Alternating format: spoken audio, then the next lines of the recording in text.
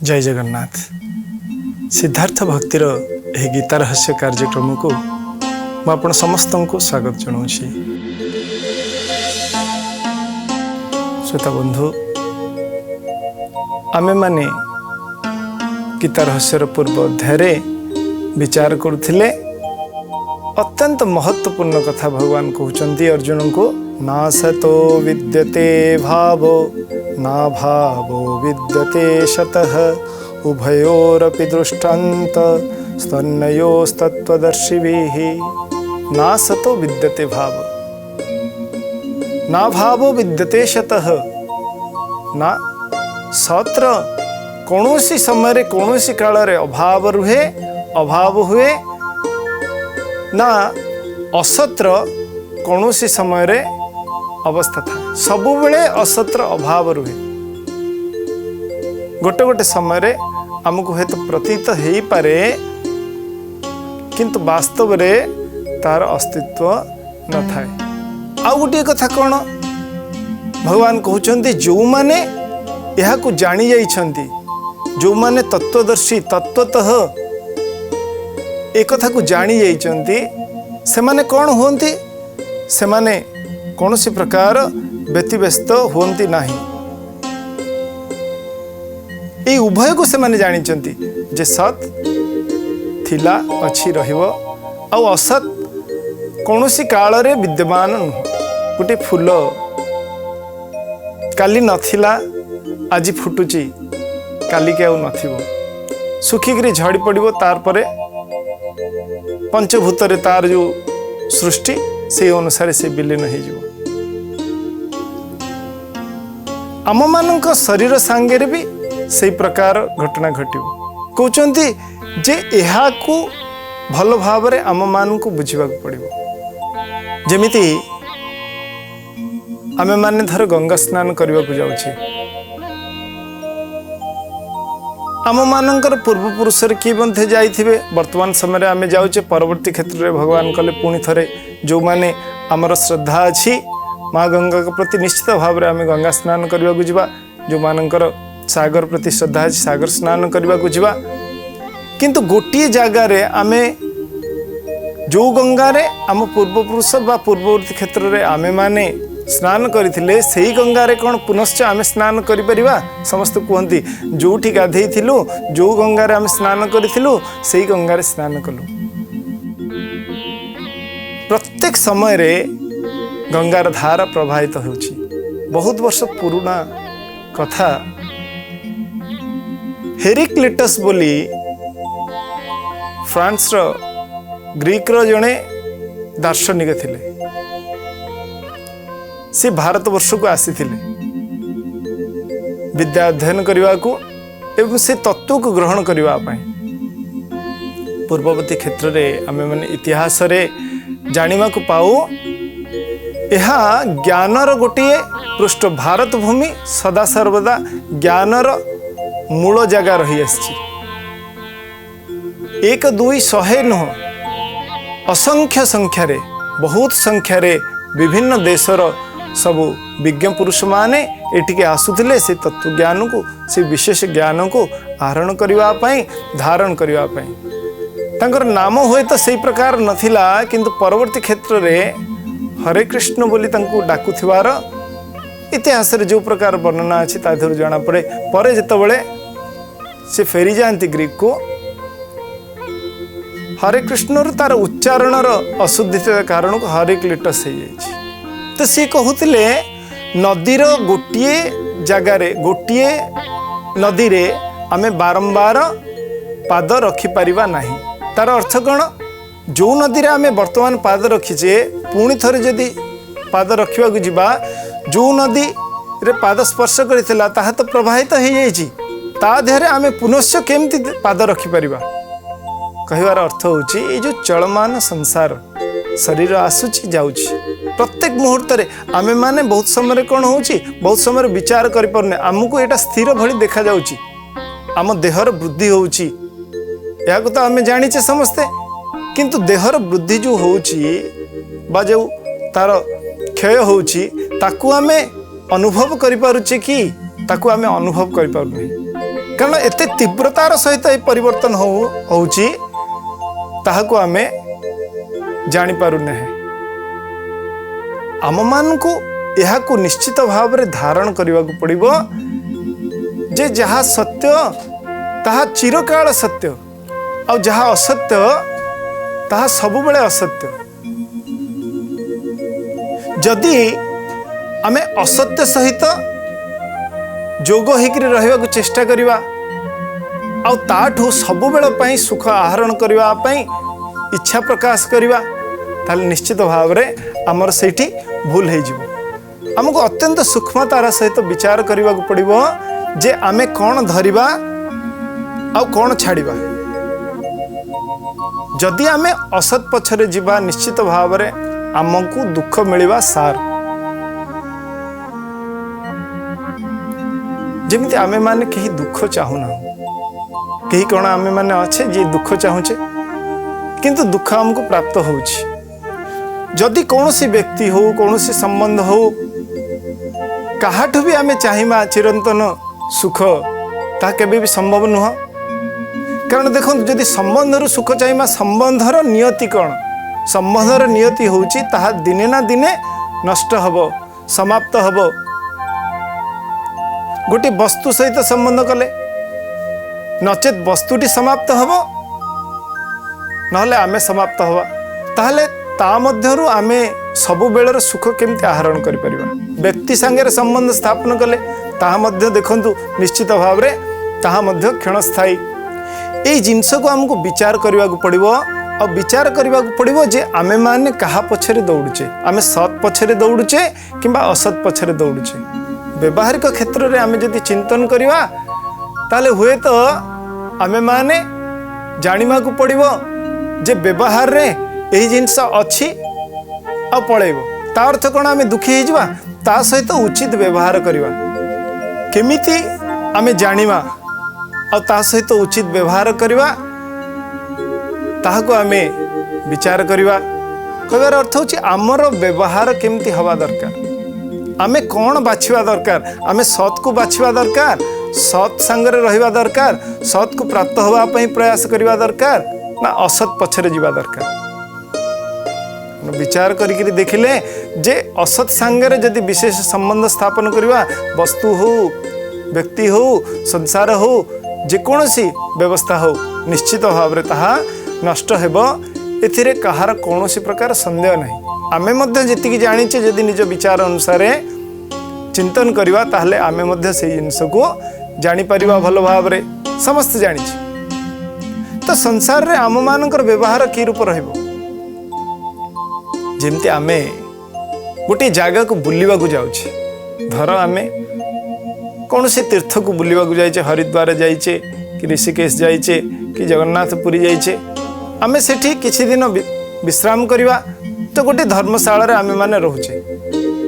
से धर्मशाला जिते रोचे से जगह को आमे माने उपयोग करुचे ता प्रति विशेष भाव में व्यतिव्यस्त होना है।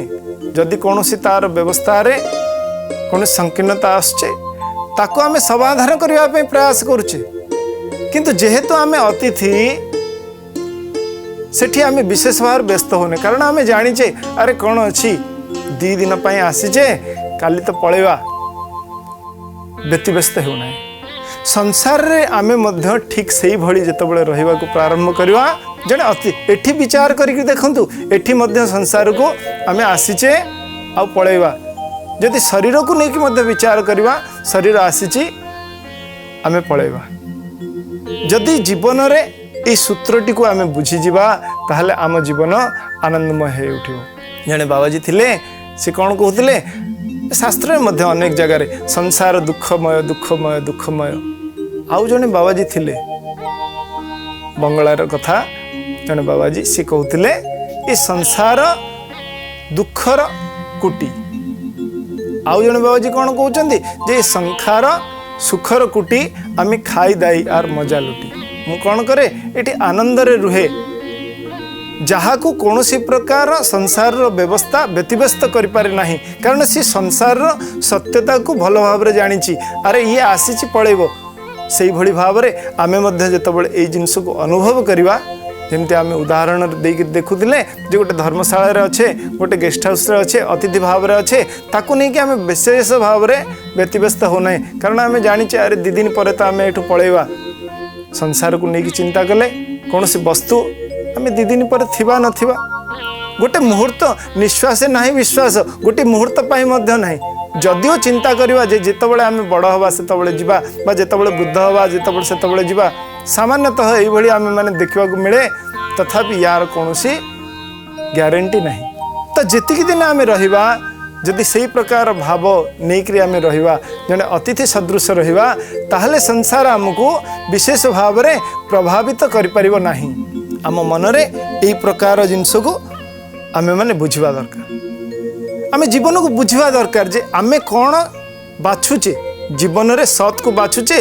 ना असत को बाछुचे ये जीवन जितेबाला आम बुझीजा पानी फोटका सदृश जमती पानी जाऊँगी ता देहरे फोटका निर्माण होची केतबेले भी सांगे सांगे फाटिज से भली आम मानकर जीवन आम मैंने विचार कौन करवा ये जो दिव्य जीवन को प्राप्त होइछे क्षणस्थायी हेले मध्य यह दिव्य पूर्व समय आम मैंने आलोचना करथिले कहीं दिव्य यही शरीर देकरी मनीष से परम अवस्था को प्राप्त होवार संभावना अच्छी जेहेतु या भितर यही प्रकार विशेष संभावना अच्छी तेणुक ये मनुष्य शरीर होची दिव्य तो आम मान को देखा कथा जे आम मानकर ये दिव्य मनुष्य जीवन कौन विनियोग होची आम मैंने साधारण भाव में जदि संसार कौन विषय विनियोग करुचे आम मैंने जदि निजर समय विनियोग करुचे ताहले आमे केते थर चिंता करुचे जे यही समय मु विनियोग करुची यह द्वारा कौन मत प्राप्त हम जनक सहित बंधुत्व करुचे गोटे व्यवस्था सहित संपर्क रखुचे गोटे व्यक्ति सहित संपर्क रखुचे चिंतन करुचे जे यह सहित संबंध रखिले मोर कौन हम प्रायतः जेकोसी संबंध तार स्तर भिन्न भिन्न हो पारे किए काहाठू आशा करुची केमिति आशा करुची केतिकी आशा करुची ता भीतर भिन्नता थाई पारे किंतु आमे माने विचार करुचे यदि समय व्यवस्था भी विनियोग करुचे ता मध्य चिंता करुचे आहुरी जदि विशेष भाव में यह बुझापी जीवा आपण माने चिंता करंतु आमे हमर अर्थर जदि विनियोग करुचे क्या पाखे अर्थ अच्छी सी चिंता करुची मु जिनसटी किणमी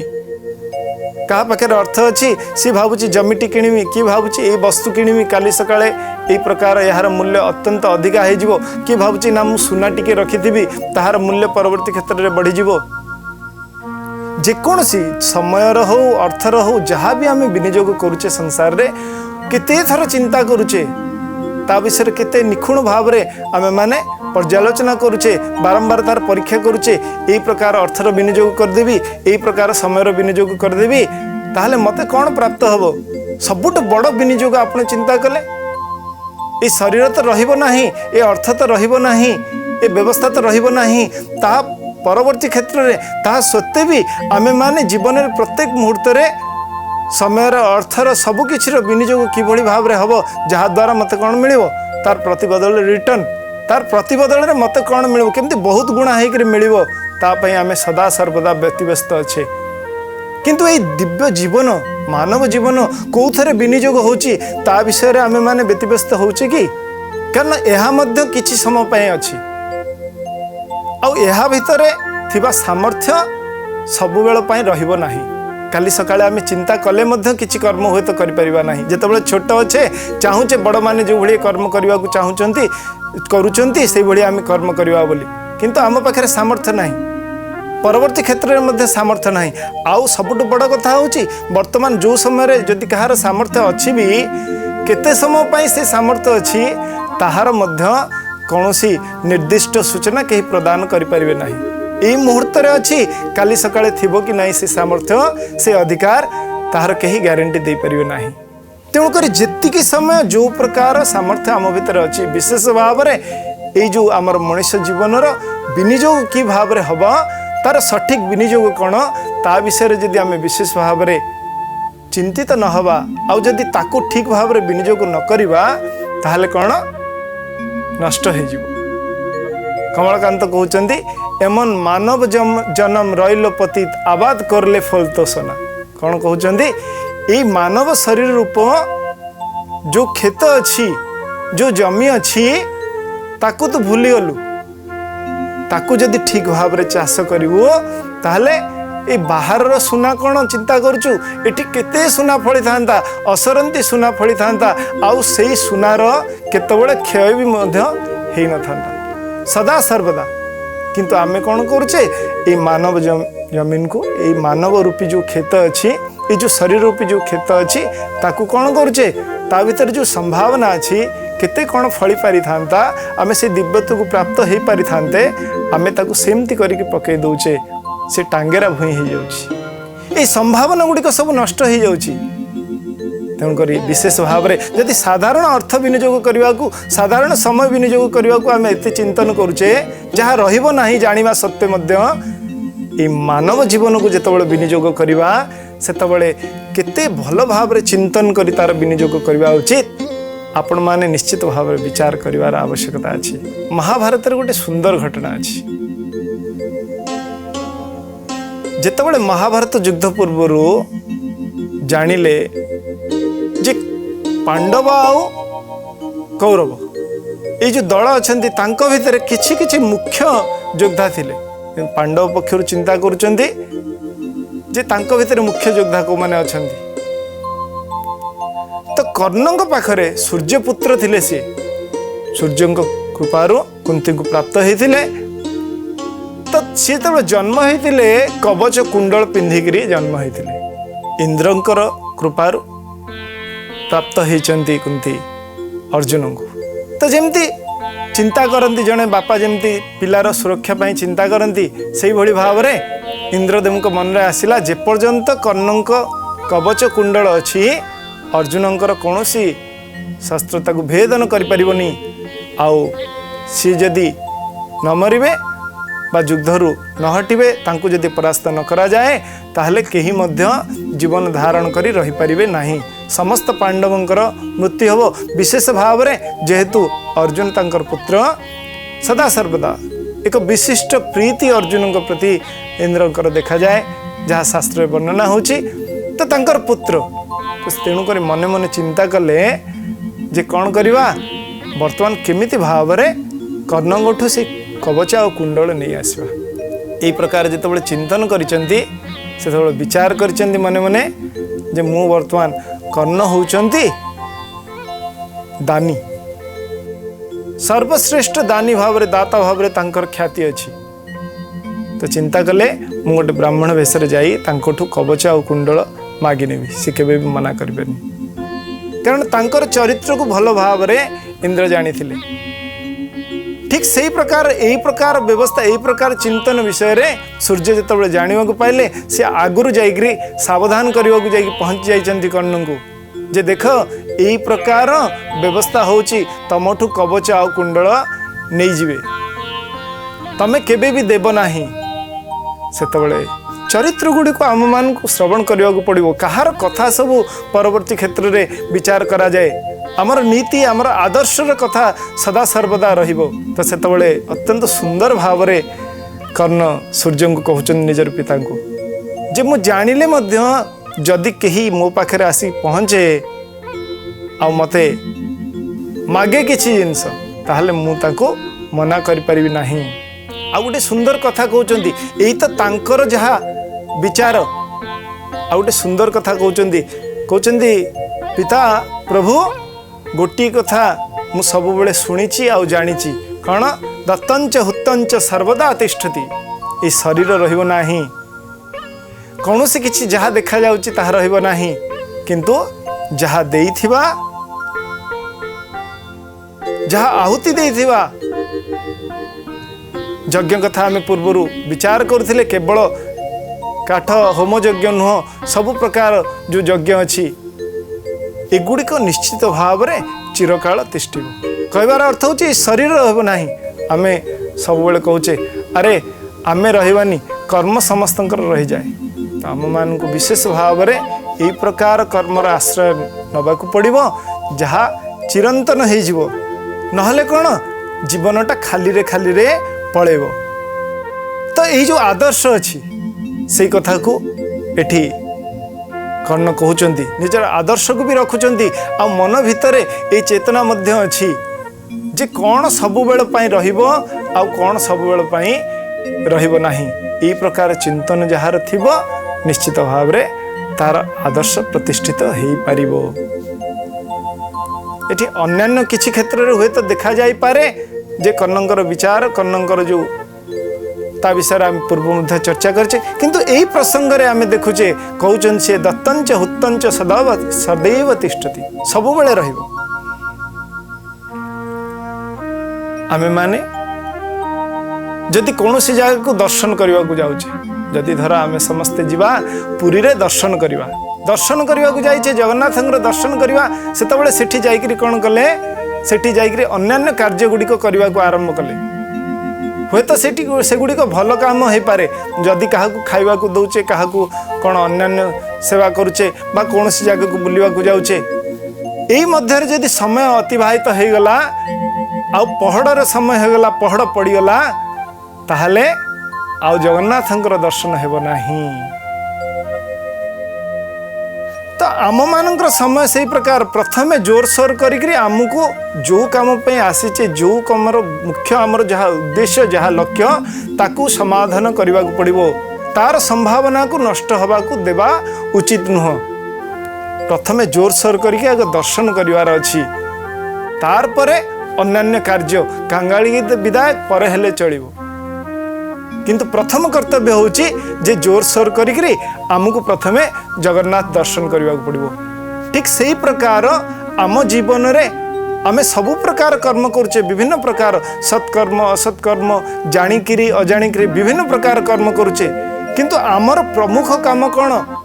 आमर प्रमुख काम होची मनुष्य जन्म आमे माने प्राप्त होइचे, आमे सत असत को जानिमा एवं सत को जानिमा पाई निजर जीवन को विनियोग करिवा। आमे जो आत्मस्वरूप जो ब्रह्म स्वरूप ये जो ईश्वर अंश जीव अविनाशी, ये अविनाशी तत्व को जानिवा पाई ही जीवन विनियोग करिवा, यह ही आमर एकमात्र कर्तव्य। अन्यान्य सब विषय जदि नहे भी पारे ताहले चलिबो, किंतु सत को छाड़ीदवा यह तो बड़ी विडंबना आउ जीवन रे किछि नाही। आज समय हेछि आमे प्रसंग को एठी रखिवा, पुणी देखा हबो गीता रहस्यर आगामी अध्याय रे। विदाय नेउछि